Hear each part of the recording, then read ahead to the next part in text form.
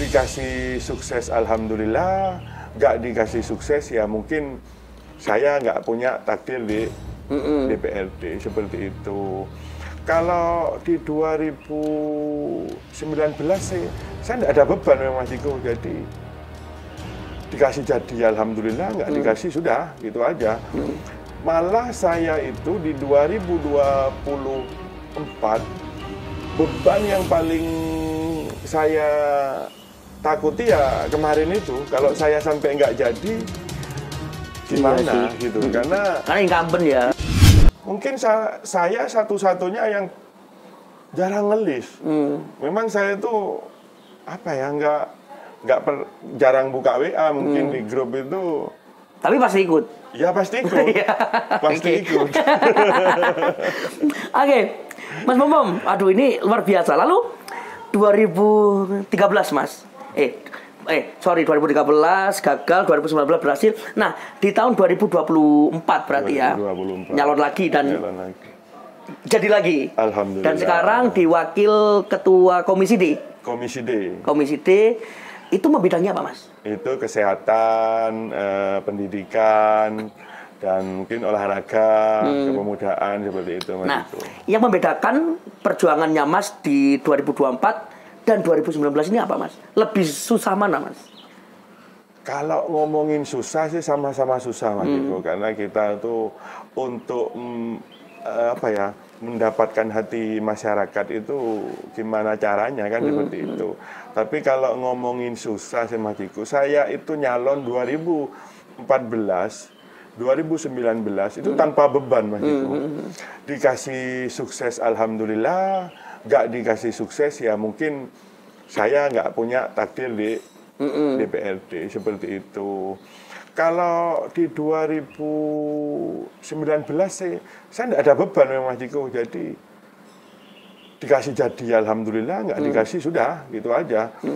Malah saya itu di 2024 beban yang paling saya takuti ya kemarin itu, kalau saya sampai nggak jadi gimana gitu, karena incumbent ya. Iya, stigma masyarakat itu pasti yang nggak suka Mas Diko ya.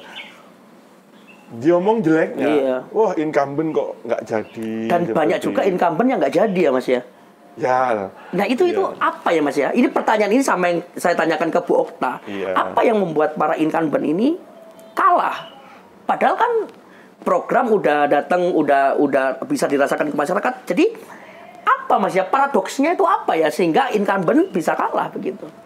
Ya, saya juga tidak bisa ngasih pemaparan juga itu Mas Diko, karena mungkin ya kembali lagi ke takdir juga, takdir ke kok bisa sampai kalah seperti itu. Karena saya sendiri juga ketakutan waktu itu, siapapun lawannya saya juga takut begitu, seperti itu. Jadi kalau saya untuk mau menyampaikan, oh caleg ini kok sudah incumbent kok masih kalah sama pendatang baru seperti itu, saya tidak bisa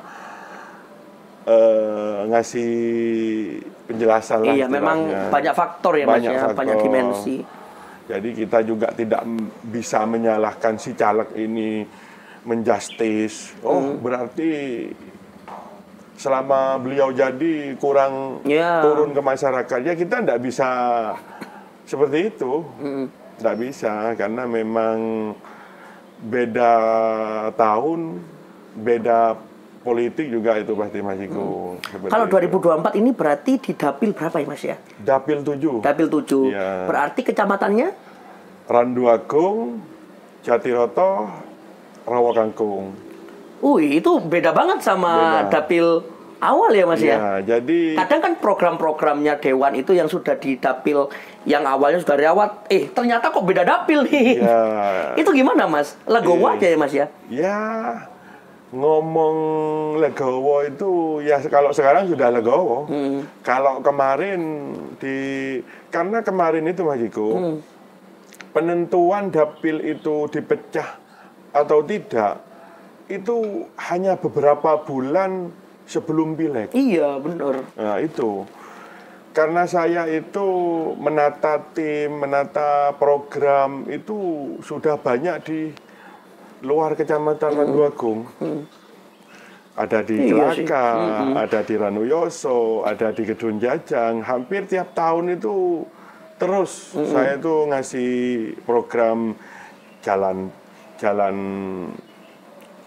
tani, jalan lingkungan, jalan desa, dan lain-lain sebagainya itu Mas Ciko.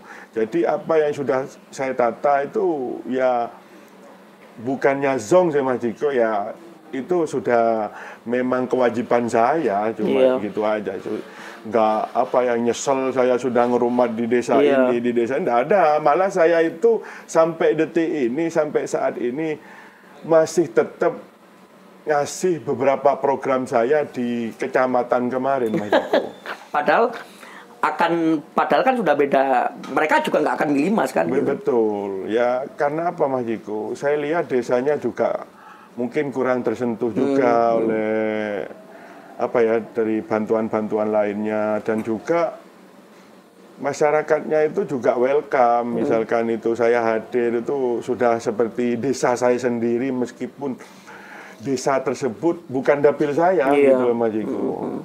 Nah, jadi saya enggak, karena saya itu pindah dapil, bukan dapil saya misalkan, terus saya enggak ada hubungan dengan desa itu, enggak Mas Jiko.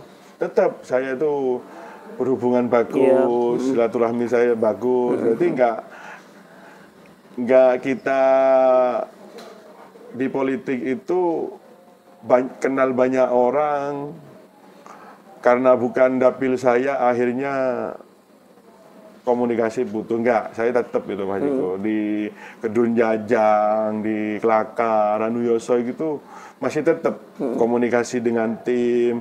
Misalkan ada keluhan aspirasi dari masyarakat, kalau memungkinkan pakai dana aspirasi saya, itu saya kasih.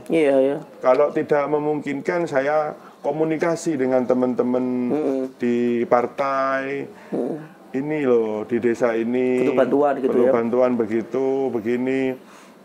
Monggo nanti saya kasih tahu orangnya ini, nanti ya ini namanya politik, kedepannya pasti enak sudah, orangnya komitmen, bahasanya seperti itu Mas Jiko. Oke. Wah, menarik ya Mas ya. Mas, ini kita coba ngobrol lagi tentang Bunda ya Mas ya. Tadi di awal kita sempat ngobrol santai sebelum direkam begitu. Saya tertarik untuk bertanya ke Mas Bom Bom, yang mungkin Mas Bom Bom tahu lebih detail informasi ini daripada saya gitu. Jadi kan Bunda Indah dan Mas Yuda ini menang di wilayah utara ya Mas ya. Sesuatu yang